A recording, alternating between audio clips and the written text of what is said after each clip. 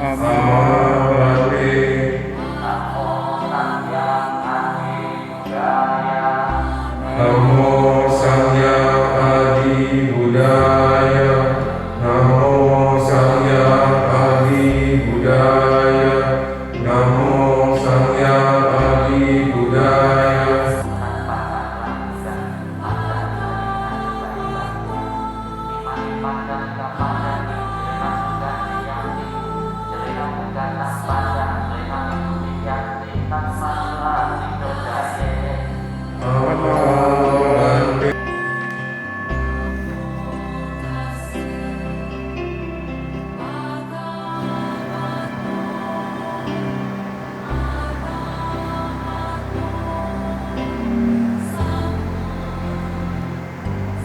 Dengan pengurus Bapak Ketua dan segenap para pasangan dan pastikan segenap umat muda yang hadir dalam pelaksanaan hajat bakti dan dalam di sana pada Minggu tanggal 3 Oktober 2021 ini. Terimalah salam dan dharma. Namo Sangyang Adi Budaya, Namo Budaya, dan salam sehat semua. Bapak Ibu sekalian, pada kesempatan ini saya ingin menjelaskan tentang masa-masa itu ditujukan kepada para ibu atau anggota sangga yang memasuki masa-masa. Namun bukan berarti teori tentang masa-masa ini hanya untuk diketahui para ibu saja. Sekalipun umat bukan para ibu, namun juga wajib mengetahui, karena keberhasilan seorang ibu yang masuk masa-masa itu tidak lepas dari peranan umat, terutama para umat yang berbakti, karena keperluan pada masa-masa itu juga harus dipenuhi oleh para umat yang berbakti. Jadi tidak mungkin seorang ibu itu akan sukses berhasil menyelesaikan masa-masa tanpa bantuan dari para umat muda.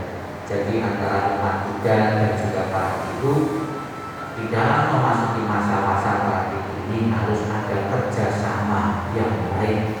Tanpa adanya kerjasama dari para ibu dan para umat, masa-masa mustahil untuk bisa menyelesaikan masa-masa selama 3 bulan berturut-turut atau 3 bulan penuh. Apa ciri masa-masa? Masa-masa bagi umat muda, khususnya di wihara-wihara yang ada di bertugas, tidak asing lagi. Namun bagi wihara-wihara yang tidak ada minggu menetap, mungkin masih asing di telinga para umat muda. Masa-masa sebetulnya bukan istilah bahasa Indonesia. Ini adalah istilah bahasa India kuno, yaitu masa musim penghujan. Jadi wasa itu adalah musim penghujan di India kuno. Apa ciri dari musim hujan? Ya, kita lihat di saat musim hujan itu para ibu anggota sangga itu ada beberapa sarana tambahan yang harus dipunyai. Salah satunya yaitu payung, karena di saat masa-masa itu boleh katakan tiap hari itu hujan. Jadi biar tidak basah kuyup, tidak masuk angin, ada sarana yang diperlukan yaitu payung. Dan juga tentunya ada hal-hal yang lain kenapa masa-masa itu bagi para ibu ditetapkan oleh Sang Buddha. Kita lihat dulu ada beberapa musim di India. Karena pengembangan agama Buddha, pengembangan para ibu itu juga tidak lepas dari musim yang ada di India. Berdasarkan iklim, di India dibagi menjadi 2 wilayah utama, yaitu India Utara berbatasan dengan Pakistan dan India Selatan. Ya. Pada masa Buddha terdapat 3 musim masa Buddha. Sudah lama sekali masa ini 2600 tahun yang lalu. Yang pertama di India di masa kehidupan Sang Buddha, musim dingin, bahasa palingnya Hemanta. Kemudian musim panas, ya, Himhahutu. Kemudian musim hujan wasana utu. Jadi tulisan aslinya itu pakai W bukan T ya. Wasana utu. Jadi 3 musim di India. Jadi kalau dari syuting itu selama nanti sampai selesai itu rekodnya patah untuk membantu. Kalau itu ditaruh kursi itu kan sudah. Ya. Kemudian itu di masa kehidupan Buddha. Di masa saat ini ternyata ada perubahan musim yang tadinya cuma 3, sekarang musimnya jadi 5. Di India sekarang itu, yaitu Desember dan Februari itu musim dingin. Dinginnya sampai 0 derajat. Ini seperti es atau salju ya, berkabut tebal yang membuat ya jadwal kereta, jadwal pesawat itu bisa mengalami keterlambatan. Kalau di Indonesia itu yang sering mengalami keterlambatan itu tapi bukan pengaruh musim alam ya, pengaruh musim asam. Kalau Bapak Ibu di Kalimantan ya, bisa musim asam itu dan penerbangan kacau balau bahkan bisa 24 jam keleleran di bandara nunggu itu asap itu tertimbun terbangnya. Saya pernah beberapa kali mengalami seperti musim asap dan kebanyakan di kota-kota di Kalimantan sana bisa musim asap itu seperti bau setan yang bau kemenyan. Jadi yang asap-asap itu buatnya enak sekali ya. Ada beberapa orang Jawa yang sukses di Kalimantan ya, itu buka lahan sampai sukses, sekalipun di sana itu tidak nyaman bisa musim masak tetap ditahan-tahan, dikeraskan-keraskan karena sudah ya, sandang pangannya di situ, mau balik ke Jawa juga tidak enak juga gitu. Sekalipun juga menderita sekali. Jadi kota itu dibungkus dengan asap di sana, menderita sekali, banyak orang sakit nafas ya, di saat musim asap ya. Jadi kita tuh enak di Jawa itu ya, separah-parahnya di Jawa ya tidak lebih parah kalau kita lihat di daerah Kalimantan ya. Kemudian Maret dan April itu musim semi, banyak bunga-bunga tumbuh ya. Kemudian Mei dan Juni musim panas sampai 45 derajat ya. Seolah-olah berada di sebuah oven ya. Ini merandas. Kemudian sampai ada yang meleleh ya, jalan-jalan karena saking panasnya ya. Jadi di saat musim panas seperti ini juga harus beradaptasi. Kalau di masa kehidupan sudah kan cuma 3 musim, ini musimnya sudah beda lagi. Jadi jalannya meleleh, terpaksa bagi para itu harus pakai sandal. Kalau tidak pakai sandal dan kakinya pasti juga akan lengket di aspal ini. Seperti di Indonesia para ibu di saat Waisak zaman dulu sebelum jalannya di aspal berani saja para ibu tidak pakai sandal dan pakai sepatu pergi dari Candi Mendut ke Borobudur. Sekarang tidak berani lagi karena aspal semua. Ada kadang detik-detik Waisak itu siang hari itu harus jalan ya, dari Candi Mendut ke Borobudur itu juga tidak tahan juga kalau tidak pakai sandal ya. Sekalipun ibunya itu fanatik zaman dulu yang tetap tidak tahan, kecuali kalau yang sudah sering nggak pakai sandal itu naik kapal karena terbiasa naik kapalnya sendiri, naik kapal.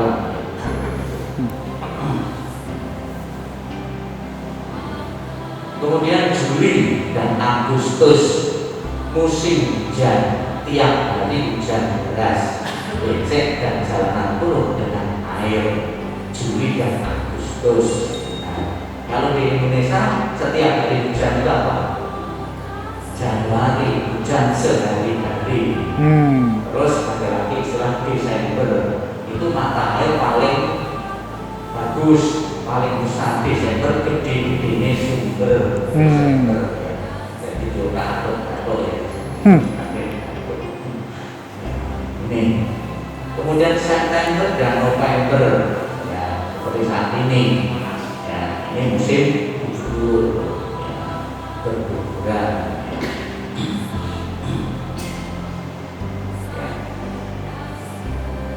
Tripitaka dikatakan bahwa jika tidak terdapat para pengikut rumah tangga yang menjalankan dharma, maka kehidupan suci tidak akan sempurna.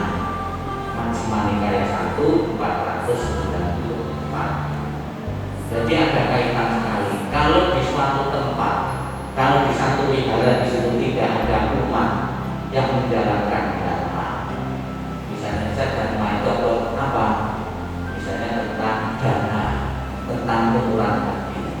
Minggunya di wihara terus, diikuti terus, kemudian tidak ada orang yang datang, tidak ada umat yang datang. Hidupan suci juga tidak akan bisa berjalan dengan baik. Sehari 2 hari minggunya tinggal diikuti, masa diikuti tahan saja. Coba kalau 1 minggu tidak dikirim dana. Kalau saya tidak masalah, kalau saya kan bawa ATM ya. Nah kalau bagi ibu-ibu yang belum punya ATM, punya tabungan, ya, pasti akan tahan. Jadi di mana itu di situ ada pasang, ini juga harus ada persiapan sendiri. Oh, baterai habis ya? Baterai habis kan? Jadi kalau di situ itu ada ibu yang berpuasa, di situ juga mutlak harus ada umat yang berbakti yang menjalankan dharma. Salah satunya umat itu mempunyai kemurahan hati kepada ibu yang sedang berpuasa. Saya yakin kalau tugas di sini ataupun di desa-desa atau di Kalimantan yang pernah saya alami, itu kalau banyak, karena terlalu banyak umat yang berbakti yang murah hati, tapi justru bagi saya dan juga beberapa ibu yang lain, khususnya saya pribadi, saya malah khawatir terlalu banyak umat yang berbakti yang murah hati. Kenapa? Karena bisa saya kencing manis. Karena mengirim makanan terus sehari 2-3 orang. Itu lama-lama kalau tidak dimakan nanti gimana? Dimakan nanti kita kelebihan gula. Itu seperti kapan hari saya ditugas di Banyuwangi, di Kalimantan, di daerah yang lain. Itu sehari itu, padahal saya tidak bisa buat makanan. Makanan kemarin tidak habis ya saya nanti. Jadi yang baru itu juga pasti nanti juga akan makan besok. Tapi memang mengatasinya juga mudah kalau itu disarankan saja kalau berdana wihara itu mentahnya saja. Tahu mentahnya? Apa? Dana dalam bentuk uang itu lebih praktis. Ya. Nah, kalau dalam bentuk makanan, hari itu juga kadang-kadang banyak makanan yang harus habis hari itu, lebih dari santan. Maka kalau ada wihara, pengurus juga harus mengerti juga kalau pada datang berdasarkan makanan disarankan dalam bentuk dana uang saja nanti bisa diatur. Di BPDC pasar tugas itu jarang yang orang datang, tapi berdana uang itu terus menerus. Ya. Pengurus mengatakan nanti kalau apa-apa bilang saja, saya tidak mau karena itu tidak boleh pesan. Oh hari ini saya tolong dimasakkan roti, besok dimasakkan lontong, bukan tidak boleh pesan. Yang apa saja yang disiapkan oleh dapur itu yang saya makan. Ditanya juga oleh yang masak itu nanti mau makan, kamu tidak boleh pesan. Kenapa tidak boleh pesan? Takutnya saya pesan itu nanti bahan-bahannya belum siapkan, saya bisa bikin kecewa juga dan merepotkan orang lain juga kalau kita pesan. Ya, jadi di mana umat itu menjalankan dharma yang berbakti, di situ para ibu yang berpuasa pun juga ikut, ya, sejahtera, ikut terasa, ya, bertahan di dalam memasuki masa puasa. Ya ini foto ini saya ambil sebelum pandemi, ya. Itu makanya juga cirinya apa?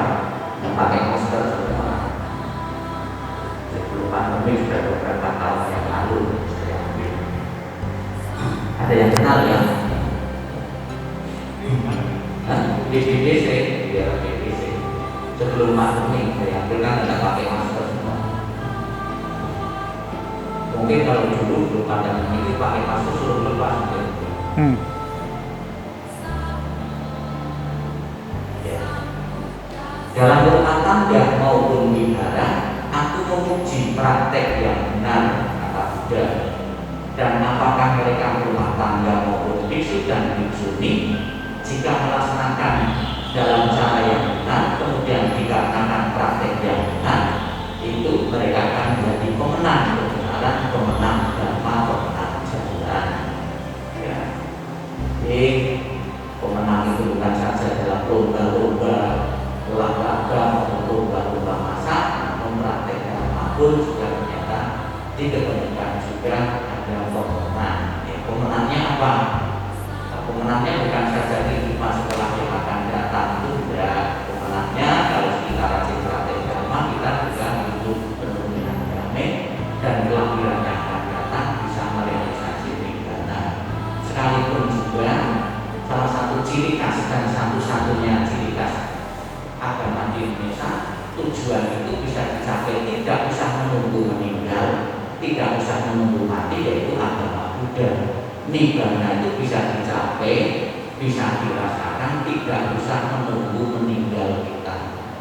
Tapi kan di tempat lain kan surga itu akan dicapai setelah menunggu meninggal. Sebaik-baiknya orang sebelum meninggal yang belum mencapai surga. Tapi di Buddhis nibbana itu tidak usah menunggu meninggal. Karena yang dicapai itu yang menjadi tujuan bukan tempat, kondisi pikiran yang bebas dari keserakahan, kebencian dan kebodohan. Anda bisa melenyapkan, bisa meninggalkan tiga itu saja sudah bisa merasakan kebahagiaan nibbana. Nibbana dengan sisa, karena badan jasmani kita masih hidup. Nanti setelah meninggal, nibbana tanpa sisa.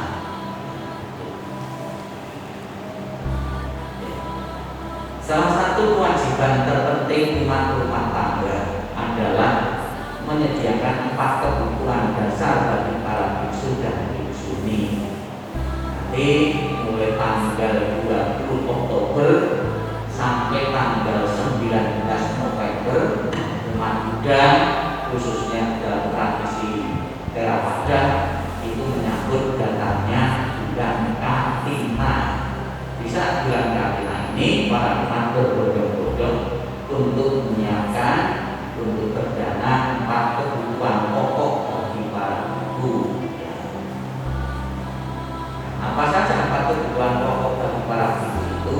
Juga makanan, tempat tinggal, obat-obatan.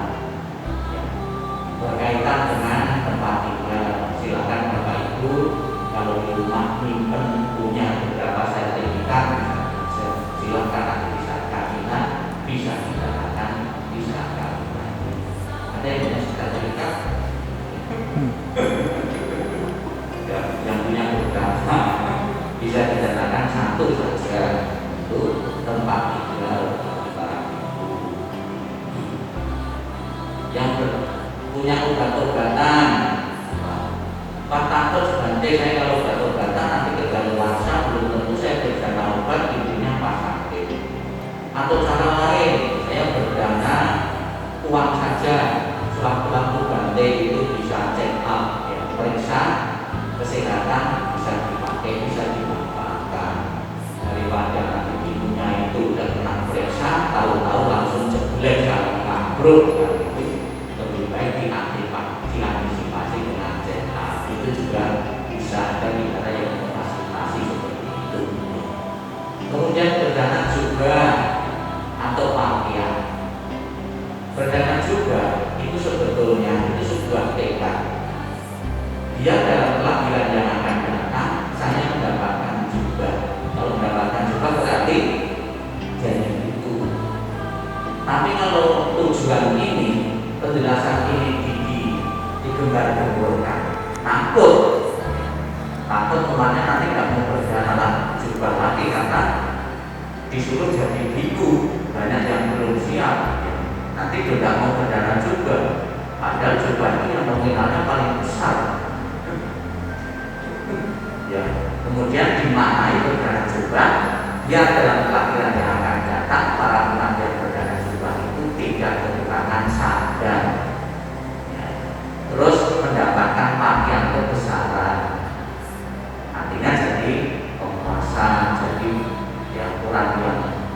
mempunyai kedudukan, ini pakaian kebesaran, seperti jubah itu kan pakaian kebesaran. Ini mungkin kalau dibikin pakaian seperti Anda itu bisa jadi 2 dari 3 kan besar sekali. Mempunyai pakaian kebesaran. Kenapa kok jubah itu kuning? Kok tidak hitam, tidak putih, tidak biru, tidak merah? Ternyata ini mempunyai filsafat yang cukup tinggi juga. Kenapa jubah itu warna kuning? Kalau Bapak Ibu lihat daun kan kebanyakan hijau.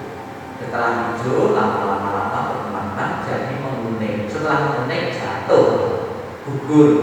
Demikian pula biku itu mau melepaskan dari pemelekatan yang tadinya hijau kemudian menguning, melepaskan diri. Jadi kuning jadi jatuh. Artinya melepaskan diri dari keduniawian, melepaskan diri. Ya. Kemudian kuning di dalam wujud itu sebagai simbol kebijaksanaan. Ya. Loh, kenapa? Saya lihat kalau jubah Bante kok itu tidak menarik, kok jubahnya banyak jahitan-jahitan. Itu memang sengaja dengan tujuan alasan keamanan. Jadi jubah itu kalau menarik itu jadi incaran orang. Biar jubah itu tidak dicuri orang, dibikin tidak menarik, sengaja dijahit, digandeng-gandeng, disambung biar tidak kelihatan menarik. Dan tidak ada orang tertarik. Dan juga ceritanya kenapa jubah itu sambungan-sambungan dengan jahitannya, karena zaman dulu itu jubah itu diambil dari kain pembungkus mayat, kan nggak utuh, nggak lembaran utuh. Kalau saya mayat 1 punya 1 meter, mayat ambil 2 atau mayat-mayat yang lain saya kumpulkan, kemudian saya jahit menjadi 1 itu aslinya seperti itu, jadi sambungan-sambungan. Kemudian ada juga yang memaknai kenapa jubah itu bukan dalam bentuk yang utuh, sebagai simbol sawah yang subur di Madada, sebagai simbol sawah yang subur. Jadi itu ibaratnya itu ladang sawah yang subur untuk ditanami. Bentuk model jubah ini ketika Biku Ananda bertanya kepada Sang Buddha, saya memperancang jubah, bentuknya seperti apa? Ya, modelnya seperti apa? Atau jas atau apa gimana gitu. Ternyata sudah katakan kepada anak itu, lihat saja sawah Madada. Itu petakan sawah. Coba. Jalan yuk. Di samping 4 kebutuhan pokok itu ternyata di zaman modern ini ada kebutuhan yang tidak bisa ditinggalkan oleh para ibu, yaitu HP dan laptop. Kalau sekarang ibu tidak punya HP dan punya laptop, tentunya juga susah sekali. Susahnya apa? Ada hal yang baru, ya, mau mencatat tentang perkembangan di mana dia terkembang tidak tahu. Padahal kita harus tulis pengetahuan itu salah satunya syarat laptop dan HP. Ya. Jadi tidak boleh dikatakan artinya kok dia katakan itu mewah, karena punya laptop, punya HP, karena memang sudah menjadi kebutuhan. Ya. Bagaimana kalau mobil? Ya, mobil tidak ada keharusan. Ya. Saya itu tidak punya mobil, tapi punya sopir banyak. Ya. Karena brand terus brand.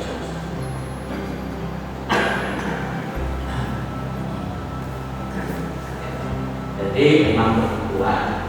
Ternyata ada juga umat yang sadar bahwa artinya pakai HP itu pasti perlu pulsa. Ya. Ada juga umat yang berdana pulsa yang bulan ngirim.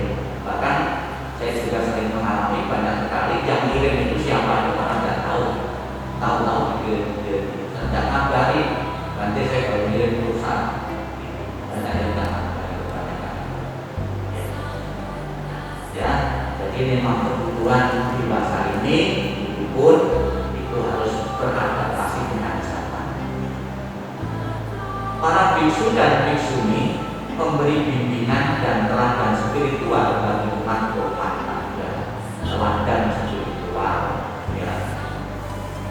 Jadi gelagat para biku, gerak dari para biku itu pasti dilihat oleh umat.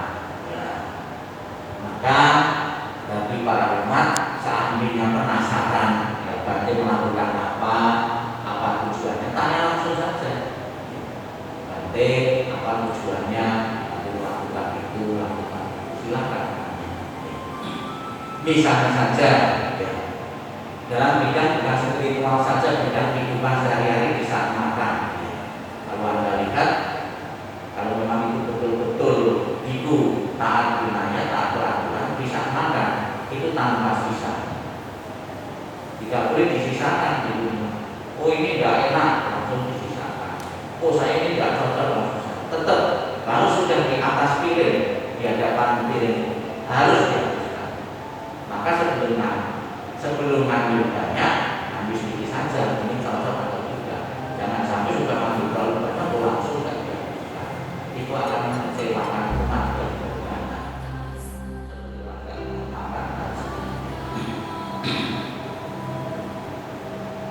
Ya, jadi para biku mempunyai sebagai teladan spiritual bagi para rumah tangga. Kami yang seharusnya tidak puas dengan pikiran, kami telah memberikan keperluan saja. Jadi tidak cukup bagi para emas yang setahun sekali ataupun tiap minggu datang melihara meminum uang saja. Namun ada satu hal yang lebih penting daripada itu. Apa saja yang penting bagi umat, yaitu para rumah tangga hendaknya mempunyai pekerjaan yang penting. Ada loh, dan banyak juga orang sering berdana tapi berasal dari pekerjaan yang tidak benar atau melanggar hukum agama maupun hukum negara. Saya pernah ditawari, nanti kalau keperluan apa-apa bilang saja, akan saya bantu. Kapan hari saya datang salah satu kota itu, ketangkep orang jual sabu, jual itu sudah baru juga. Makanya atau setiapnya menawari itu mungkin ya karena takut saya mau cuci busanya nanti. Ketangkep yang terakhir itu. Waktu saya datangnya itu mantan sebut mau ibadah, mau nganter makan, meja makan, nawari uang. Kita punya pekerjaan seperti itu. Jadi mempunyai pekerjaan yang baik yang tidak bermanfaat. Kemudian memiliki integritas dalam bisnis, dalam usaha, dalam bisnis. Jadi jangan sampai partainya dijadikan tempat untuk cuci dosa. Menjadi sahabat sejati bagi para ulama. Sekarang arti integritas sendiri itu didefinisikan yang sederhana. Seseorang mempunyai kejujuran. Sekarang cari orang pandai dengan cari orang jujur itu gampang, cari orang pandai. Tidak mudah seorang pandai belum tentu orang yang jujur. Seorang jujur juga belum tentu orang pandai. Tapi ternyata kita itu akan lebih tenang, mempunyai istri yang jujur, mempunyai pekerja yang jujur. Kita tidak takut. Nah, kalau mempunyai karyawan yang pandai, masih ada ketakutan. Jangan-jangan saya dibodohi terus. Ya, kalau reportnya itu sudah capek kan, paksa.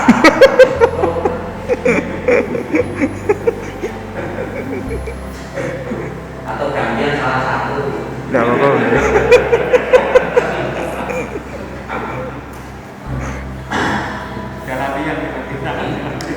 Saya bayangkan saya sendiri. Ini kan pemimpin pejabat tapi sambil bawa HP. Saya kadang-kadang kalau pas di rumah tiga itu ambil ceramah itu juga sambil bawa itu juga sambil gambar. Kalau rumah itu kadang-kadang belum tentu bisa di dalam yang kelihatan seperti ini.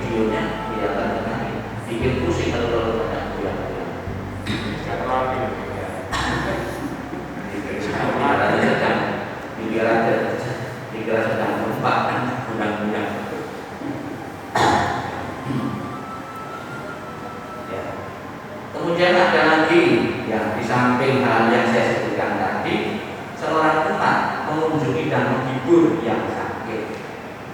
Saya kadang-kadang di samping saya belajar tentang teori-teori Buddhis yang itu juga saya sedang setel mengumpulkan beberapa ceramah-ceramah dari agama lain untuk tambahan pengetahuan.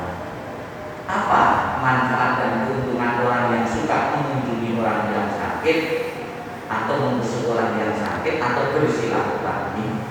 Manfaatnya itu akan mempunyai umur yang panjang, tidak cepat mati. Maka riwayatnya di agama sebelah itu pernah saya dengar itu. Jadi orang itu ketika mau diambil nyawanya, wah ini nyawa malaikat menyambut nyawa, tidak saya mau datang ke rumah itu sudah tiba waktunya, sudah jatuh tempo dia mati, umurnya sudah habis. Ketika mau diambil nyawanya itu dia sedang membesuk orang sakit, akan ditunda penguasaan rumahnya, kosong, akibatnya kan ditunda, jadi tunda dan besok datang lagi saja, siapa tahu besok pasti rumah.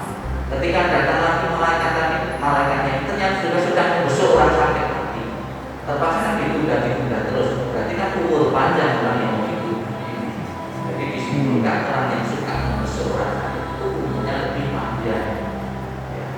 Nah, coba kalau datang sekali ada langsung mati, tidak jatuh tempo kamu, disimpulkan seperti itu. Dan juga orang yang suka membesuk kerabat famili itu rezekinya jauh lebih lancar daripada orang yang tidak menganggap rezeki. Ini jangan sebelum COVID, jangan dipraktekkan saat ini, cepat mati. Sekarang rajin membesuk orang sakit karena COVID, cepat mati untuk apa? Seperti salah satu wihara yang saya tugas itu setiap hari Kamis kita rutin ke Siloam sebelum COVID. Sejak COVID sama sekali 2 tahun ini libur. Nah, takut kalau mati.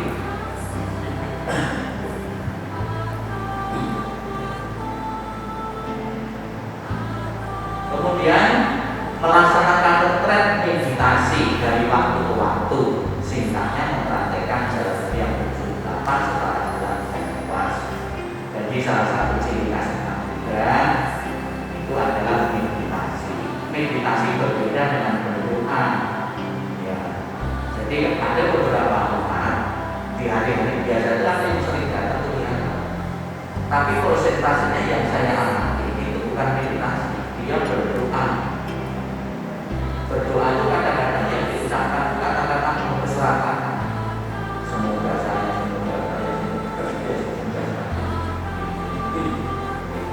apa beda dengan meditasi? Meditasi bukan minta-minta. Meditasi itu evaluasi segala atau mengembangkan cinta kasih relaksasi. Jadi dibiasakan umat Buddha itu memang sedikit berbeda dengan yang lain. Yang lain itu datang yang kebanyakan meminta dan mohon. Kita tidak usah khawatir. Wah, saya tidak pernah mohon dan meminta apakah nanti akan diberi. Tetap diberi selama kita berada di jalan dharma. Selama kita itu mentaati hukum alam, kamu menanam pasti akan memetik. Tidak usah khawatir sekalipun kita tidak tiap hari meminta dan memohon. Boleh datang ke altar, itu bukan rangka minta dan memberi hormat, memberi bukan minta hormat, memberi hormat. Kalau kita minta tidak kesampaian, tidak menjadi enak, kita akan kecewa. Ya, harus dibedakan. Ya. Ini kita lihat orang pemeditasi, penganut Buddhis itu ternyata sudah seluruh dunia, jadi orang putih, orang hitam itu juga sudah tertarik pada ajaran Buddhis.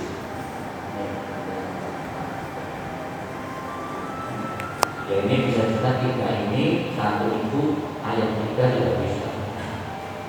Ya, satunya dari itu ayatnya dari B, dari Asia, 1 itu bisa juga kan bisa seperti itu.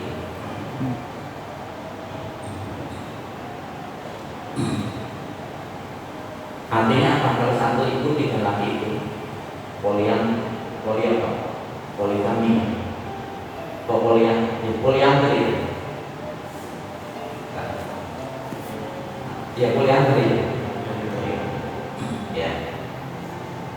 meditasi itu harus misalnya di tempat khusus di wihara, tidak harus dimanapun bisa kita lakukan.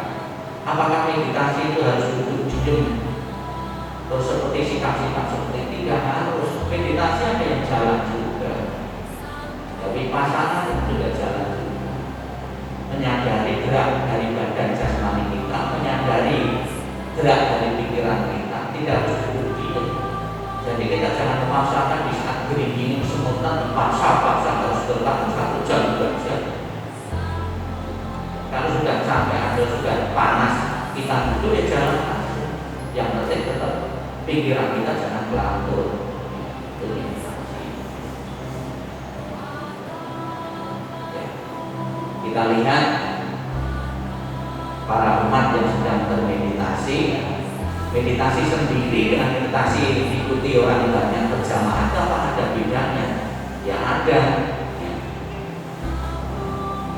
Saya latihan antusias tentang meditasi,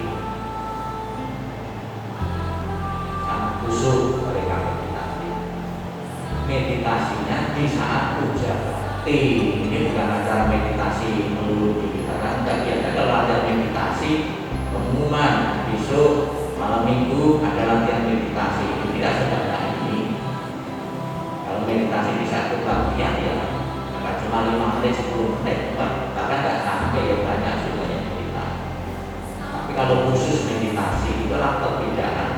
Kenapa kalau acara-acara meditasi dan puja bakti itu beda? Kalau puja bakti itu dari sedikit menjadi banyak. Kalau meditasi, kalau puja bakti sedikit jadi banyak, yang tadinya 5 orang, 10 orang jadi 50 orang bisa. Tapi kalau acara meditasi dari 50 orang sampai hanya pelatih meditasi, jadi habis. Ya itu saya mungkin nggak tahu. Dan ada kecenderungan juga kalau acara meditasi dibuka umum, itu pesertanya itu ya kebanyakan itu non Buddhis. Kalau dibuka yang Buddhis ya mungkin bisa dilihat belajar. Mungkin alasannya itu sudah bisa mencapai nirvana ya tidak mau meditasi. Karena sudah cukup dan bosan mungkin sudah biasa dengan meditasi. Tapi bagi kalangan yang lain itu penasaran sekali. Ya, ini adalah contoh ya, meditasi di saat puja bakti itu banyak karena waktunya singkat. Juga harus dibarengi dengan acara yang lain. Kalau cuma melulu acara meditasi mungkin jenuh dan bosan. Ya, jadi seperti ini juga untuk pelajaran bagi para pengurus. Kalau cuma acara meditasi kenapa nggak sukses? Kemudian kalau acara meditasi bareng puja bakti, ada ceramah, ada lagunya, kok bisa sukses? Jadi metode meditasinya juga harus dirubah. Jangan bersikukuh satu macam meditasi saja, pesertanya nyatanya juga dan nambah. Boleh saja seperti cara meditasi dibarengi dengan musik. Musiknya bukan bahasa asing, bahasa Indonesia langsung mengerti. Semoga semua makhluk berbahagia. Kalau Anda mengikuti video-video saya di saat saya acara pelatihan, itu saya lebih dominan bahasa Indonesia, tapi juga baca bahasa Indonesia. Karena saya pengen ajaran Sang Buddha itu diketahui oleh masyarakat umum. Ayah Buddha setidaknya mengetahui melalui orang lain. Lebih banyak Indonesia. Mungkin juga bagi kalangan umat Buddha yang sepuh-sepuh tidak terima juga, tidak akul, tidak pakai bahasa Pali, tidak pakai bahasa Mandarin. Tapi yang saya kejar itu pengetahuan umat bertambah. Jadi umat Buddha pulang tahun kalau bahasa yang dibaca itu bahasa yang tidak mengerti, ya kebijaksanaannya tidak tambah.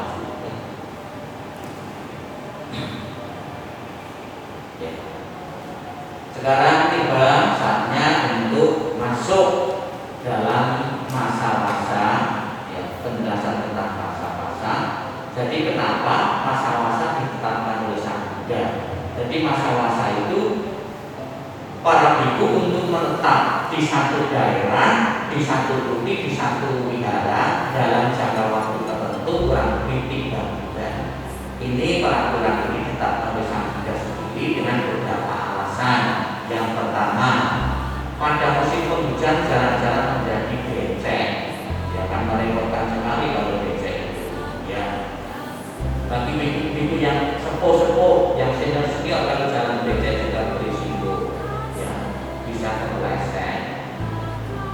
yang udah juga berisiko.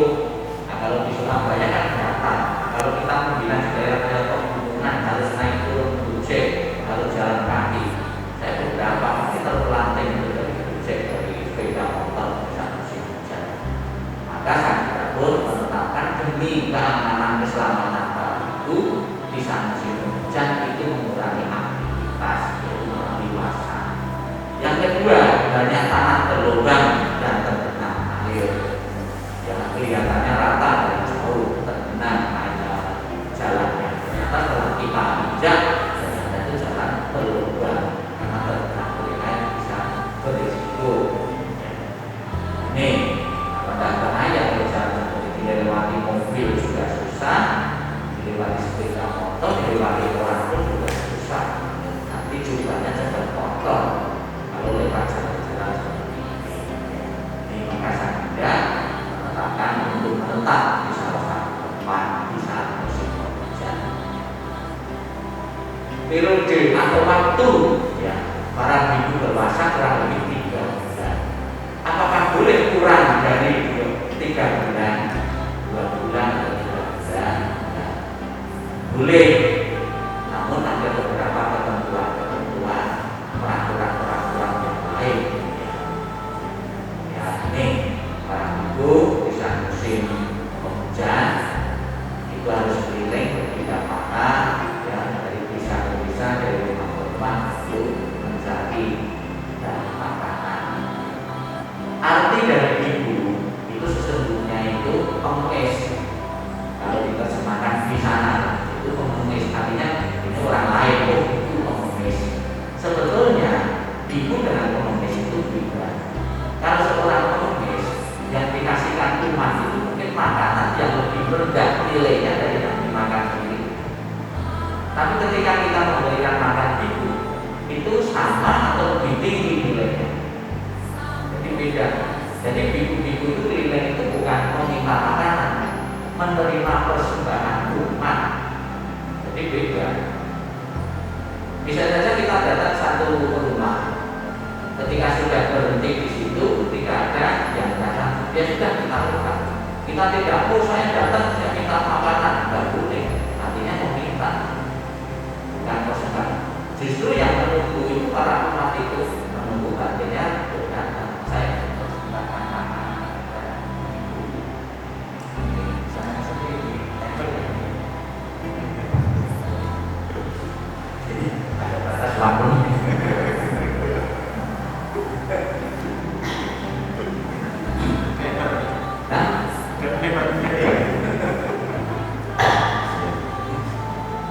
Tangannya sakit.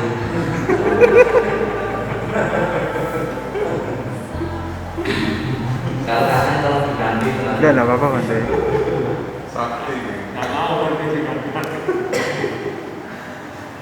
Di samping alasan-alasan tadi ternyata ada alasan yang jauh lebih penting, yaitu sang juga mendapat masukan.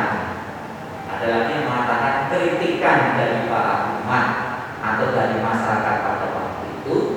Para biku sebelum ada peraturan itu kalau pergi ke wihara atau tempat binaan itu melalui ladang-ladang penduduk, dan di saat musim hujan banyak tunas-tunas muda dan tidak luput dari pijakan para biku yang mungkin jalannya cepat karena musim hujan kan bisa juga mengindah-indah tunas-tunas jagung, tunas-tunas kacang dan sebagainya. Terindah-indah ini merugikan para petani, kemudian disampaikan kepada anak.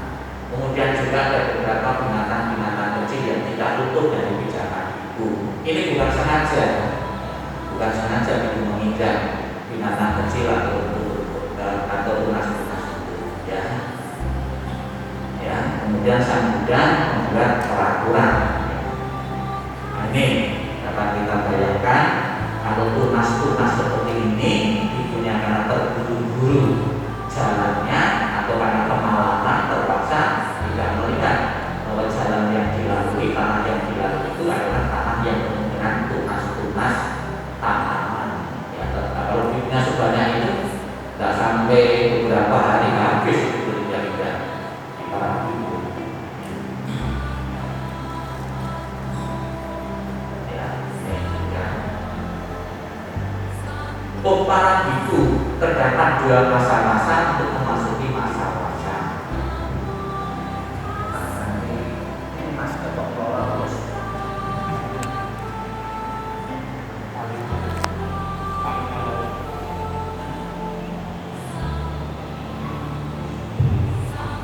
Ya, ada dua masa wasa untuk memasuki masa wasa. Yang pertama sehari setelah umat Buddha merayakan hari raya Masaja, langsung masuk ke masa wasa. Kemudian ada yang sebulan setelah Masaja. Ya, ini peraturan wasa ditetapkan oleh Sang Buddha di Vihara Hutan Bambu Velupangan dekat Prabu Sariputta. Ini setelah para biku membacakan Patimokkha, ada beberapa perbedaan biku dari satu negara dengan negara yang lain. Misalnya saja, kalau biku di Thailand kan cenderung duduk, ya, duduk. Tapi ada lagi biku di Burma, ya, aliran Burma itu tidak duduk, jongkok. Di saat membaca Patimokkha jongkok. Mereka mengambil tekad untuk berdiam selama masa wasa.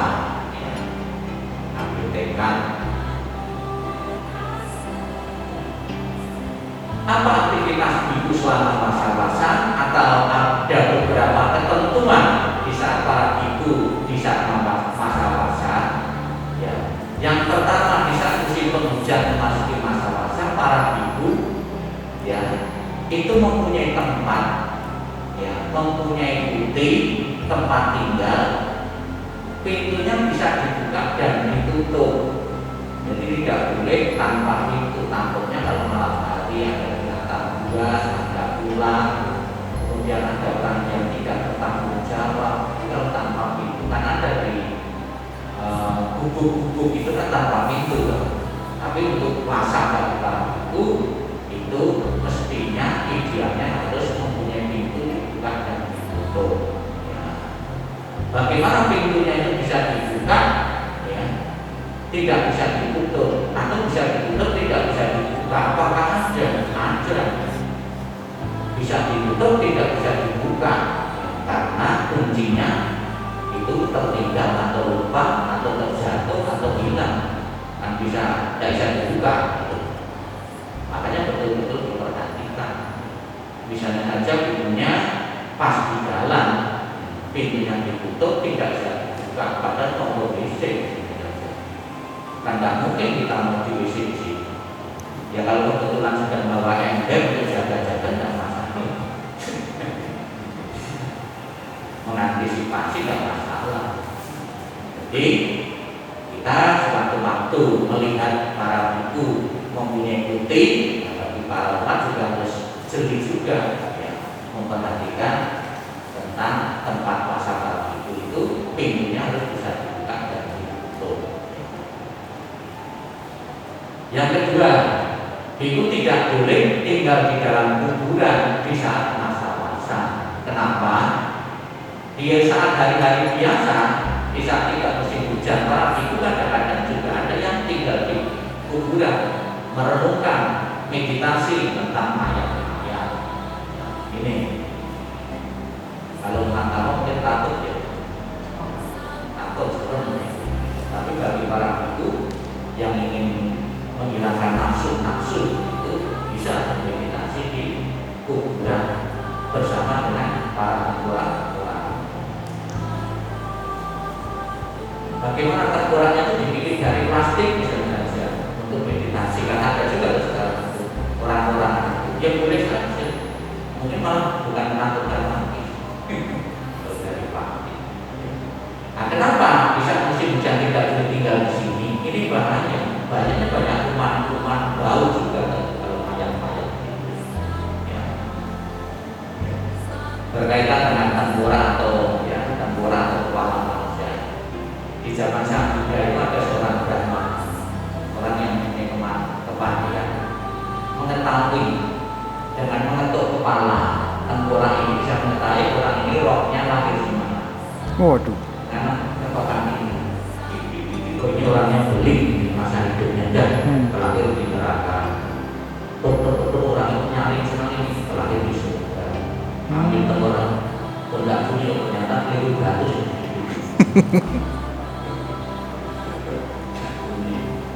Terus pernah juga orang ini ambil dikit-dikit bingung dia, bingung. Tanya dasar orang masa dasar kalau tidak tahu orang itu ini orang yang tidak diketahui jejaknya kemana dan nirwana. Bisa diketahui ternyata dicoba kemana juga.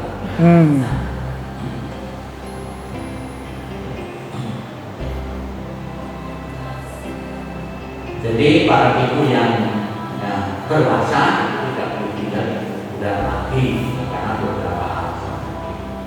Ibu juga yang menyarankan seperti ini juga penuh.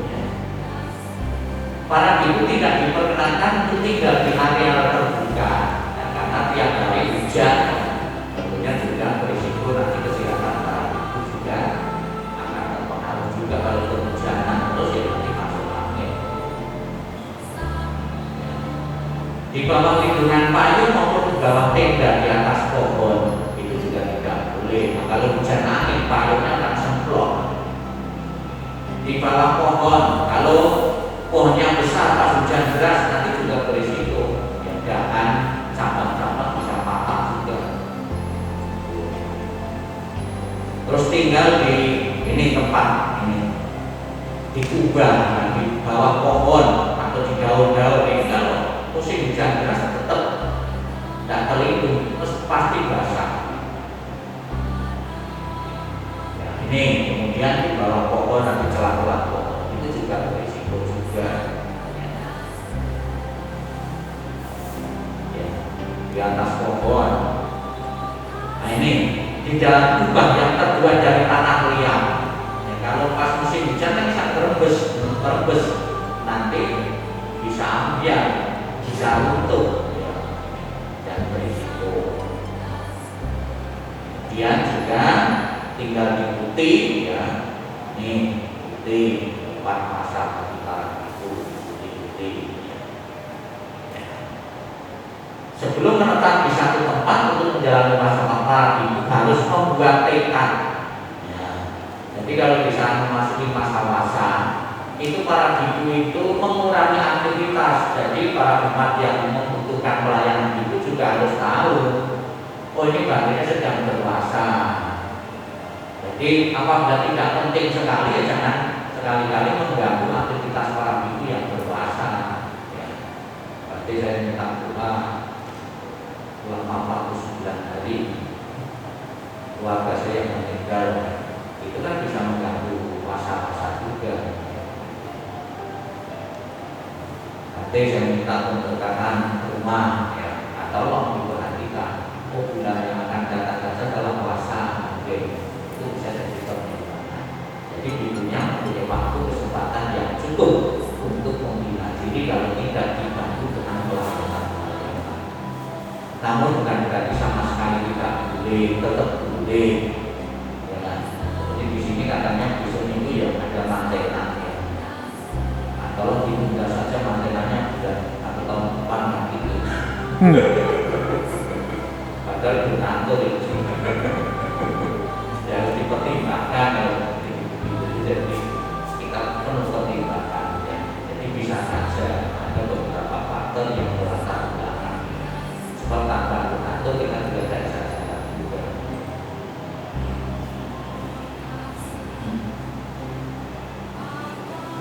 Sudah mau pemeliharaan itu berkeuntungan daripada di tempat lain. Sekalipun suratnya bukan dari wihara, tapi kan orang tuanya mempunyai keinginan anaknya tetap mempunyai ikatan emosional dengan wihara. Ya.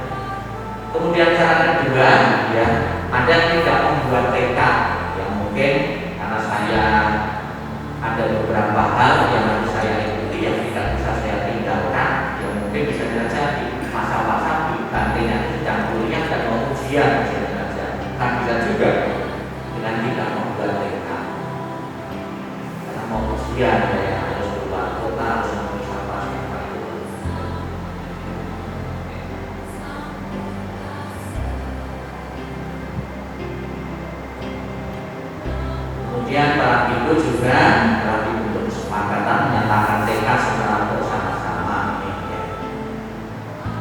Puasa pertama musim penghujan tiba bersatu pula para biku tidak ada yang bepergian, tidak ada yang bepergian di saat awal-awal masa puasa.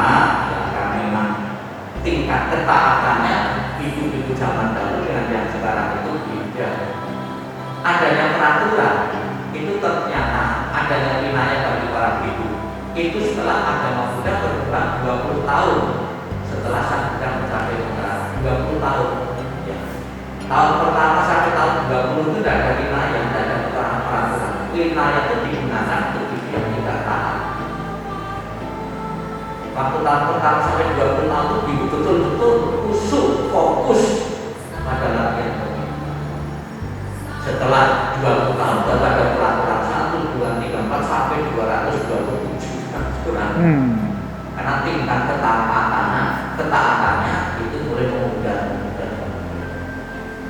Tapi ada juga, ada seseorang itu yang bangga karena menjalankan peraturan banyak sekali. Goblok. Orang yang peraturannya banyak itu karena tingkat kenakalannya itu tinggi. Jadi jangan bangga karena punya peraturan. Orang yang alim itu tidak perlu peraturan.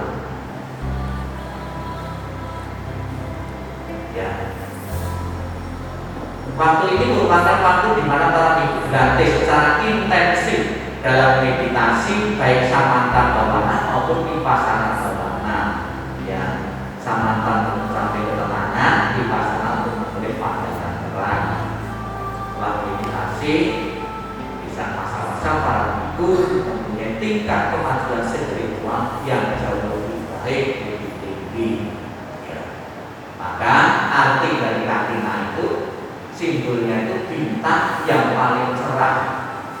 Jadi para biku keluar masa-masa ibaratnya biku yang paling cerah dalam kemajuan spiritual. Maka ada istilah katina. Katina itu salah satu nama bintang di angkasa yang paling cemerlang, yang paling cerah. Sebetulnya bukan katina, katika, bintang katika.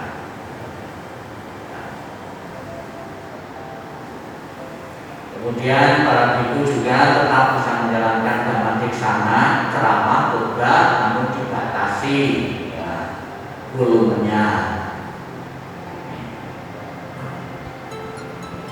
Kemudian ada beberapa hal yang para biku di saat masa puasa itu harus bepergian, harus pindah dari tempat puasanya, namun tidak dianggap batal atau membatalkan masa puasanya. Ada beberapa ketentuan, ada beberapa syarat, sekalipun meninggalkan puasanya, pergi, tapi tidak membatalkan masa puasanya. Yang pertama, punya alasan pergi untuk merawat ibu sama merah, ayah atau ibu yang sedang sakit. Ini saya alami, kapan hari saya pergi 3 minggu di rumah di Jogja karena merawat menunggu ibu saya yang sakit. Kan boleh ada di sini merawat ibu ayah yang sedang sakit atau ibu, kan kasihan sekali.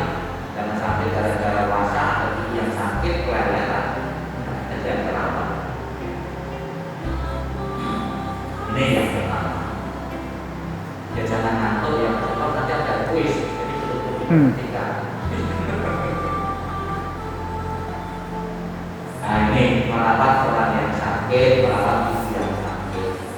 Ibu yang pernah sakit itu di dalam kitab suci itu ibu Kesa. Tesa. Ini diceritakan ibu ini tidak ada yang terawat. Ibu-ibu yang lain tidak terawat karena memang sakitnya itu badannya bau, bahkan berair dan lengket. Tidak ada yang terawat sama sekali. Sang Buddha berusaha memotivasi, menasihati itu para ibu, merawat saya adalah merawat ibu yang sakit. Merawat ibu yang sakit sama dengan menghormati saya. Banyak orang yang menyatakan bakti kepada Buddha dengan mata sangka, tapi tidak menggunakan kepedulian sosial di lingkungan sekitarnya. Padahal kita peduli dengan lingkungan sosial dan kita harus berbakti pada Buddha. Jadi berbakti kepada Buddha bukan berarti tiap minggu di papasan juga pasar jumpa di barat dan timur. Jadi aktivitas sosial, kepekaan sosial itu juga termasuk merupakan. Ini mengunjungi orang tua yang sakit. Yang kedua alasannya, pergi untuk menasihati biku atau samanera yang ingin lepas juga. Ingin lepas juga, kan kasihan sekali, sayang sekali ya. Ada orang juga jadi samanera, itu udah mau mundur ke lepas juga. Mungkin karena godaan dari wanita lain, atau mungkin godaan atau saran dari pihak-pihak lain, dari orang tua dan lain sebagainya. Sekalipun juga sebetulnya itu boleh juga ibu sama lepas jubah itu. Kalau ibu lepas jubah dikasih kesempatan 7 kali, banyak 7 kali keluar masuk 7 kali. Kenapa 7? 3, 6, 3, 8? Karena pernah di zaman muda itu ada ibu keluar masuk itu sampai 7 kali. Pas ke 7 kali kan bisa mencapai kesucian, bisa masuk lagi. Kalau sama Nera dia katakan 3 kali. Jadi boleh.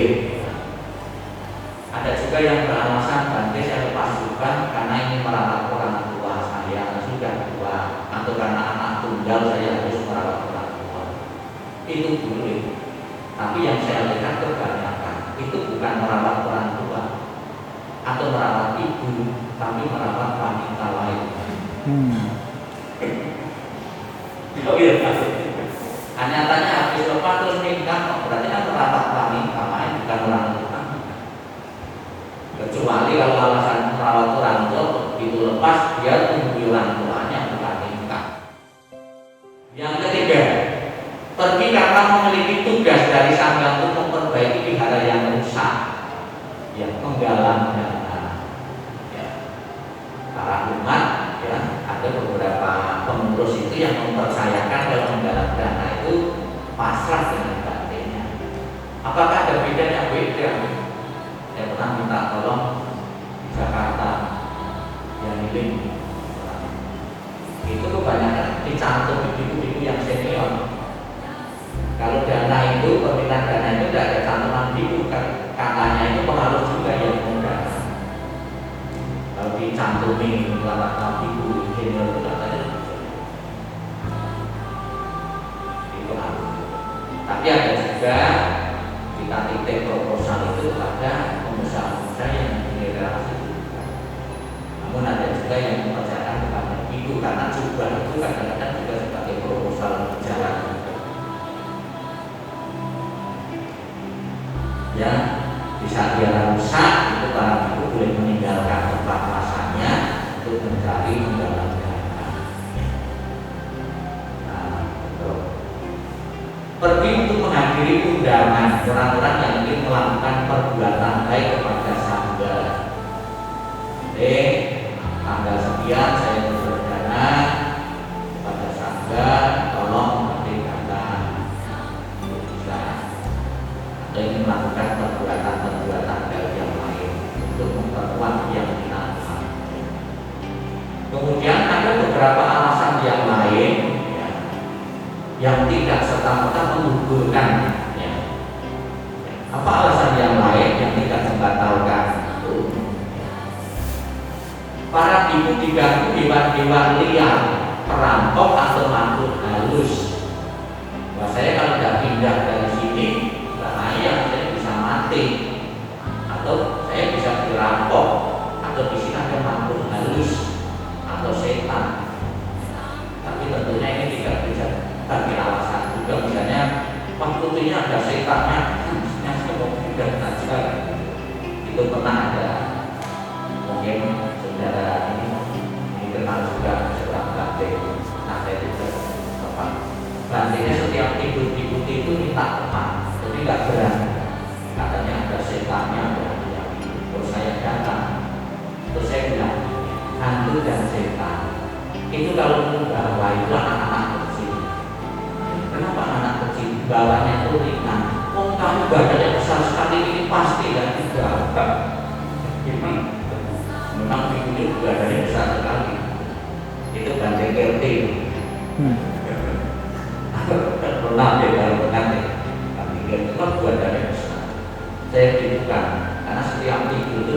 teman di tempat yang juga menetapkan ya, ada perampok, ada wihara itu di samping perampok itu ada. Jadi kalau buka wihara jangan terlalu pagi-pagi. Ada beberapa pernah saya dengar ketika buka pagi-pagi ada orang datang.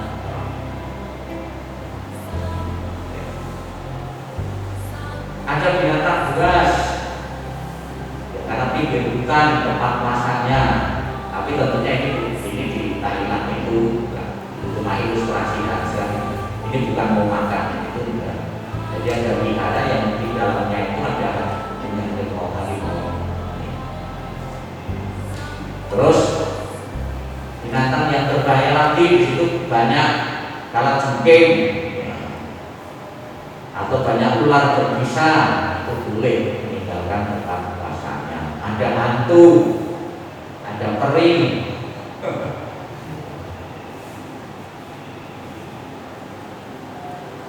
Kemudian tempat tinggal para biku terbakar atau tenggelam karena banjir. Terbakar atau karena banjir. Sekarang yang sedang banjir kan banyak ya. Beberapa tempat banjir sampai ilen-ilen pun juga kena banjir. Kapan hari saya waktu di Kalimantan beberapa hari yang lalu itu juga di sana saya musim penghujan. Ya, di sini musim kemarau. Mau lewat dari saya mau ke Pangkalan dulu mau ke Palangka. Gimana bisa dilewati? Oh bisa gitu. Langsung saya naik bis dari Pangkalan ke Palangka. Di tengah jalan kurang menempuh 1,5 jam lagi sampai Palangka. Bukan banjir yang kita temui, bekas banjir yang bisa dilalui tadi itu ambles. Terpaksa kita telepon orang Palangka untuk jemput. Perjalanan 1,5 jam lagi jemput pakai kuda. Bisnya dari Sarawak karena bekas banjir. Ya. Para penyokong pembukaan biku meninggalkan tempat yang menyebabkan para biku kesulitan mendapatkan dana. Umatnya eksodus karena beberapa faktor. Kalau kita tidak ikut eksodus, tidak ikut pindah ke laut terang, tidak ada yang berjalan. Jadi boleh meninggalkan tempat masanya. Adanya sedikit persediaan makanan di situ, makanan tidak mencukupi, dananya kurang. Karena musim kering, kurang obat-obatan. Ada penyakit menular seperti saat ini. Para biku juga tidak boleh kumpul-kumpul.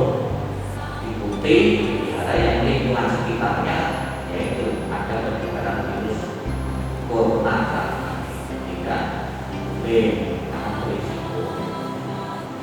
Melihat harta yang muda, pokok malah tidak enak. Habis itu ibunya jadi kaya nanti. Tujuan para itu bukan untuk mendapatkan harta materi, tapi tidak dengan cara yang benar.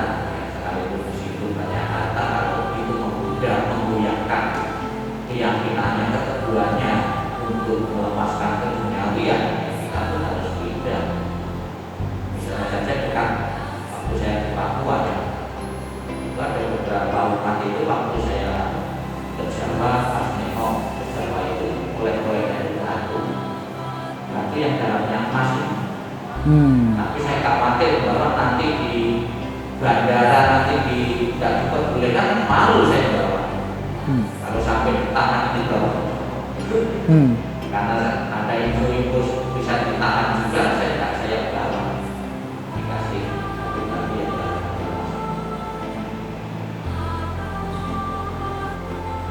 bahaya perpecahan mungkin ada yang tidak harmonis di situ, sehingga salah satu harus mengalah. Ada umat wanita yang menggoda para biku. Sekarang para wanita yang menggoda para biku sudah canggih, bukan datang ke putih lagi, pakai HP, pakai WA. Godanya galinya para biku, maka juga kita harus selektif dalam menerima WA,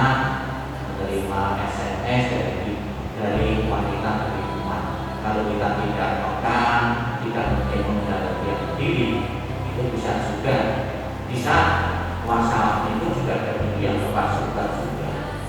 Ya, salah satunya yang mungkin ya kerinduan berkeluarga, kerinduan terhadap wanita.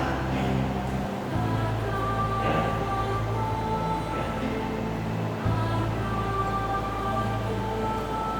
Itulah Bapak Ibu yang saya sampaikan tentang masa-masa. Hanya sudah memakan waktu kurang lebih 1,5 jam, ya sudah jam 12, jam 11. Jam 11. Oh, jam 11 sudah waktunya ya. Jam 11 kan biasanya jam bakti itu 2 jam ya. Tapi tadi tidak ada 2 jam karena mulainya jam 9 lebih ya. Demikianlah Bapak Ibu yang saya sampaikan, semoga bisa dimengerti. Mungkin sebelum dilanjutkan, mungkin ada 1-2 pertanyaan yang ingin diajukan yang saya sampaikan yang belum jelas. Daripada penasaran, silakan saya berikan kesempatan. Silakan. Sudah jelas atau belum? Sudah sampai belum ya? Sudah sampai.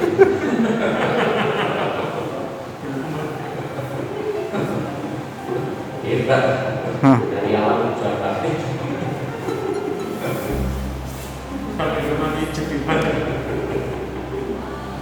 Bante mau tanya Bante, masa wasa itu apa waktunya selalu sama Bante? Kan katanya masa wasa kan masa musim hujan.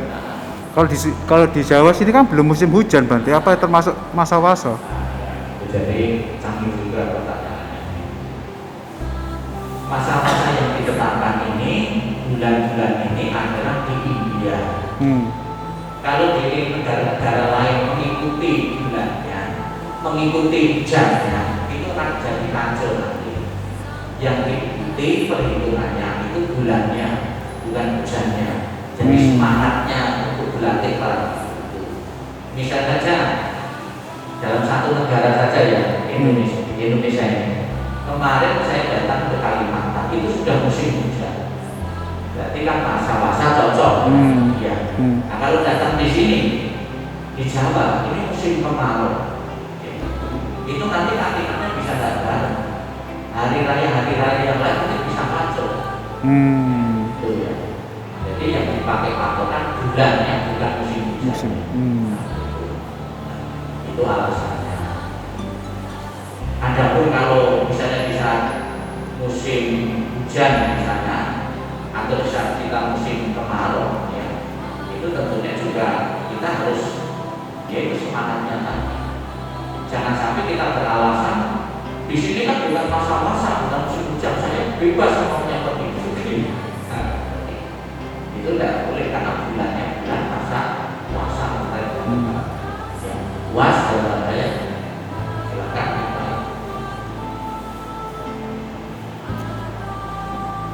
Sudah. Sudah. Ya, kalau sudah, namo